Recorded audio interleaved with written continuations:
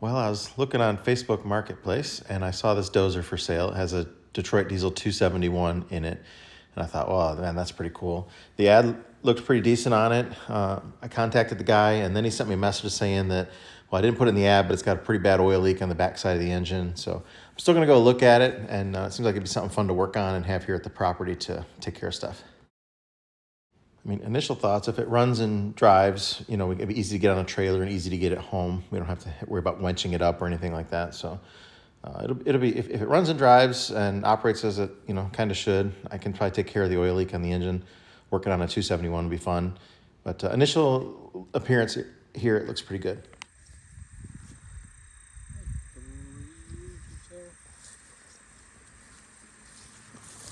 Just been using it to make your roads and stuff. Yeah. I wanted to use it. The property's got terraces cut all everywhere through the fields, and I wanted to use it to cut all those down, but it's just more of a pain than it's worth. Being a single way blade. Yeah. The blade's a little beefier than I thought it was going to be. Like I said, I ran the thing for maybe like an hour, maybe two on a day when I would run it. So it never did bother me to really lift much into it. And the clutches all work good and everything? Yeah. The only thing that doesn't work is the winch in the back doesn't work? Yeah.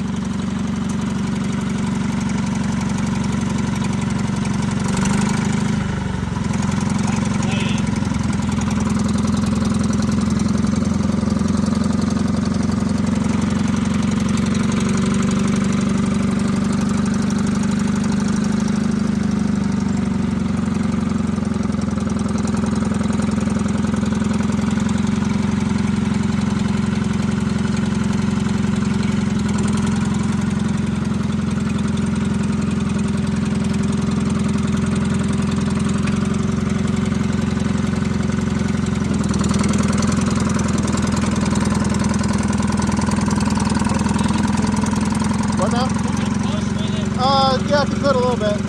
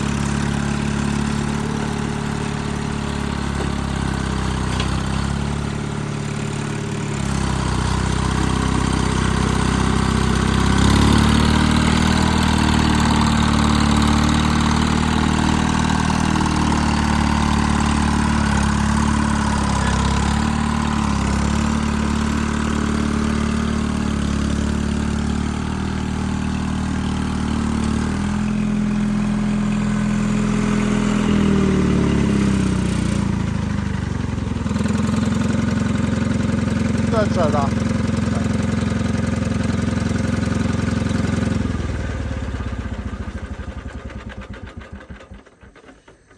Yeah, that's one hell of an oil leak it's got.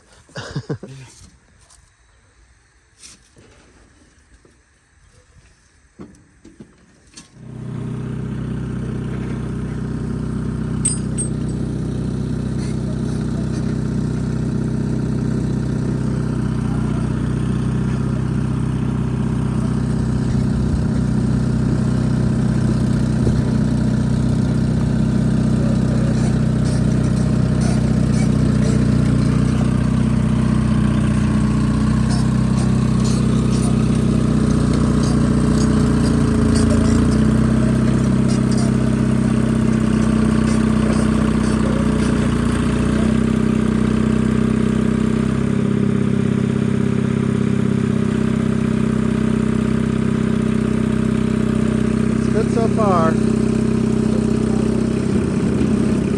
the blade go up?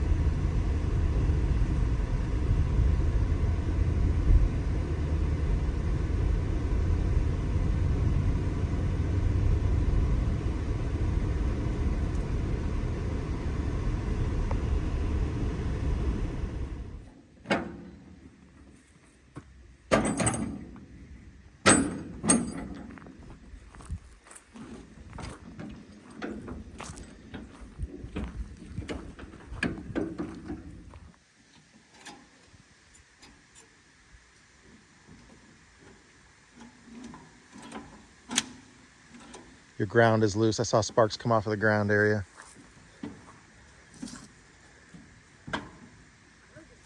Yeah, just go up a little higher on that clamp. Yeah, there you go. That should do it.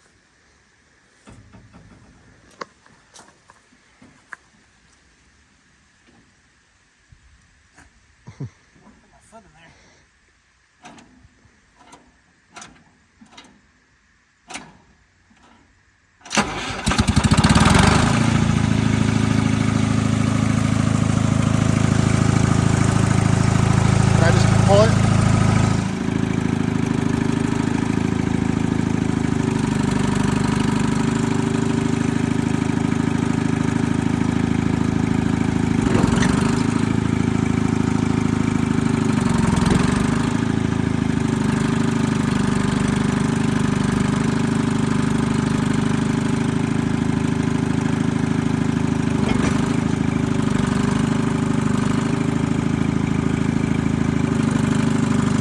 You want me to go on the brakes? You're straight, perfectly straight.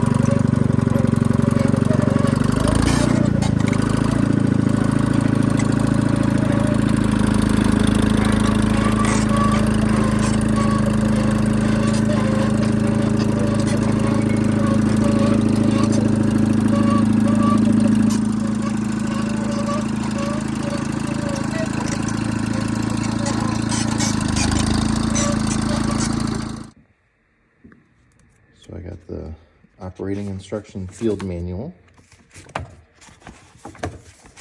the service manual as well, okay. And then I got the parts catalog book too. All right, so this is going to be the next morning. We're going to go down. It was 50 degrees overnight, so this will be a cold start on it. Covered. Yeah. I guess it gives you some shade, though. That's the benefit to it. That's really all it's for.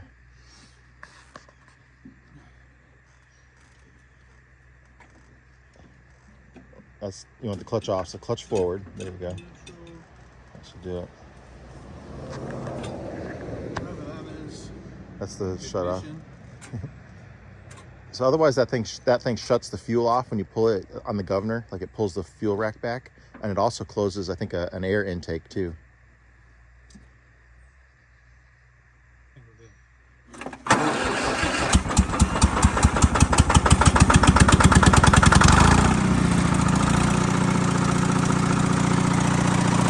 See it pulling out of there?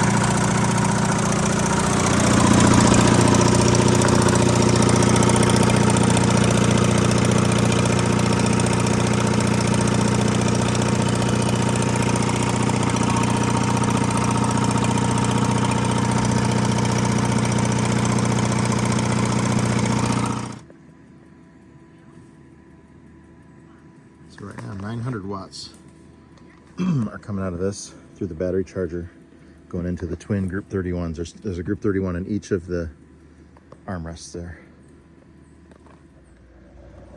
So the starter on this is that little button down there. And when you step on this lever here, so this goes down and it nails that and then pushes it to start. It's a little hard. The travel on it doesn't work quite so good right now. So we're gonna extend that little bolt out on there so that it comes in contact with it a little sooner, so you don't have to struggle with it. But that's kind of neat. That's the remote start. Use your foot to kick the lever and it goes down and hits that little button down there. Radiator's full.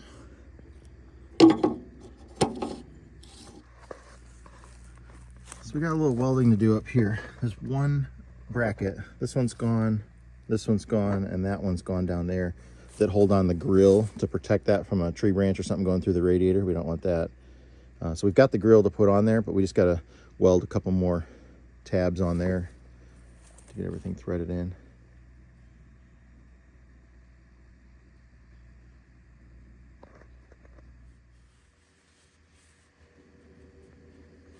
Yeah, the belts are a little loose. That's not the factory alternator, but we're going to need to, looks like, I think it's all the way tight by the bracket there. The alternator's not charging, but I'm guessing it's because that wire is off of there. So, that needs to go there. Maybe that'll fix it. Yeah, judging by the looks of the head gasket there, this is like a stamped steel head gasket, this old school stuff. Looks like somebody reused the head gasket and just put Permatex all around it. You shouldn't have Permatex coming out of between the head and the block on a Detroit. So that's what they did, and that's why it's leaking. It's probably rusted through. So we're gonna order a new parts from our buddies over at Diesel Pro Power in Miami. They stock stuff like that. Should be real easy to work on. So I did order this from Diesel Pro Power, but with the hurricane and stuff, I'm not sure when it's gonna get here. Whoever welded this sunshade canopy, it's certainly not made for rollover. That's very thin tubing on there, so I don't even know if it'd be a bad day if you rolled this over anyways, but they should have drilled some holes in the bottom. It looks like it filled with water and froze and cracked all the way up. Several of them are like that. But yeah, they should have put a little drain hole at the bottom. So it says HD6 back here, but somebody's just replaced that fuel tank. Is off of another tractor, that whole assembly there. So this is actually a HD5, not a 6. The winch is inoperable on here. The guy I bought it from said he took this apart and there's a gear totally broken up inside there. So we might be able to find the gear to replace it. It'd be nice to have that winch working on there. But that'll be way down the list of things for us to get to. Surprisingly, everything's going around taking grease good.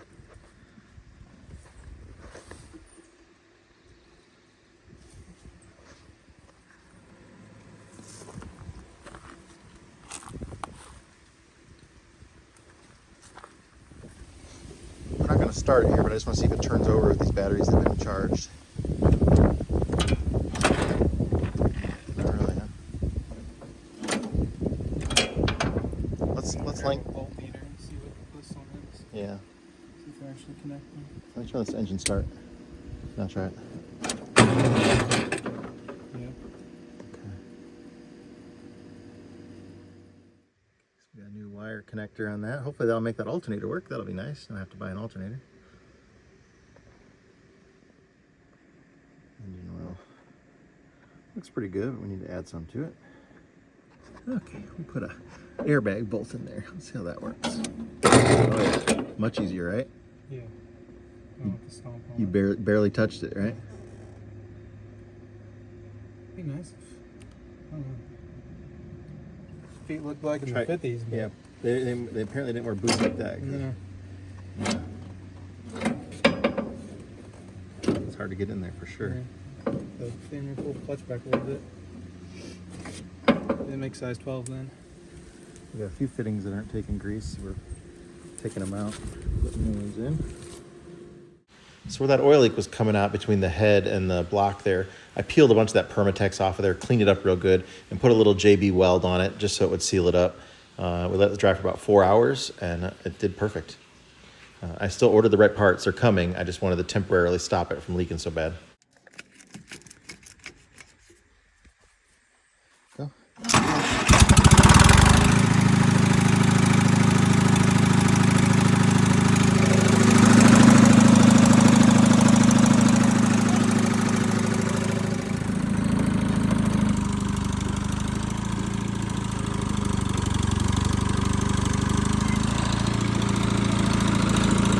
More throttle.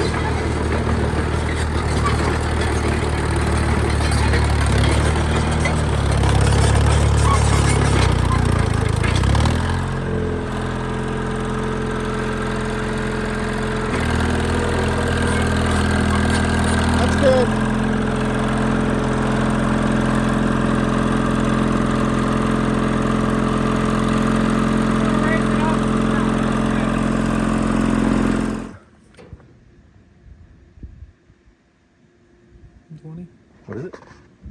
It keeps jumping around, but it was just 120. Okay. This is 130. Try the coolant hose going to the radiator there.